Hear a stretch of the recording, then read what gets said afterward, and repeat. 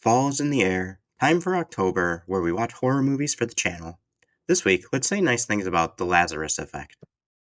Starring Olivia Wilde, Mark Duplass, Donald Glover, Sarah Bolger, and Evan Peter, this movie is a classic science fiction trying to bring people back from the dead. So Olivia Wilde and Mark Duplass are the lead scientists, with Donald Glover and Evan Peter supporting, and Sarah Bolger is documenting the experiments. They discover a serum to bring things back to life. First, they try it on a dog who had been put down because of severe cataracts.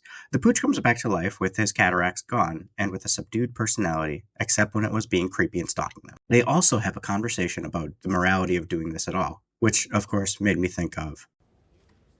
Wait, you think I didn't think of that? Of course I thought of that. This was almost looking like it was going to be a Cujo-type movie, when suddenly, all of their research is confiscated by evil sci-fi corporation 7851-Alpha, wanting to take advantage of scientists' research for profit. Much to the supporting cast's surprise, Olivia Wilde and Mark Duplass saved a decent amount of the serum, quote, just in case. They want to prove they're the ones who actually came up with it, so they get credit.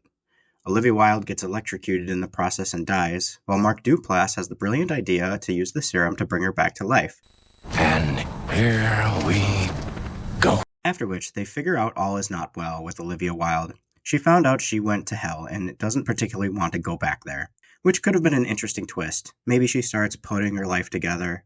But no, she ends up getting superpowers in the classic, we only use 10% of our brains at any one time, and now she has access to all of her brain trope, even though they try and wave it away as a quote-unquote myth. It comes down to the same thing. She decides to go on a murder escapade with her newfound powers instead, after learning she can hear her friends' thoughts and how they don't trust her and don't like anything that's happening. I can't say that I blame them. To avoid straight-up spoilers, I'll stop here, even though by this point there's only 30 minutes left of this hour and 23-minute movie.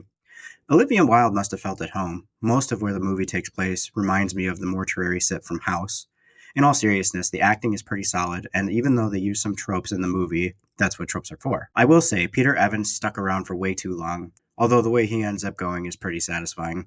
yeah. Almost joking! Almost joking! The scares in this movie are pretty well telegraphed, so while it has some horror elements, it gives you enough time to not shit yourself while watching the jump scares. All in all, a solid horror movie to watch for Halloween. I just wanted to give a quick shout out to our Diamonds in the Rough over on Patreon.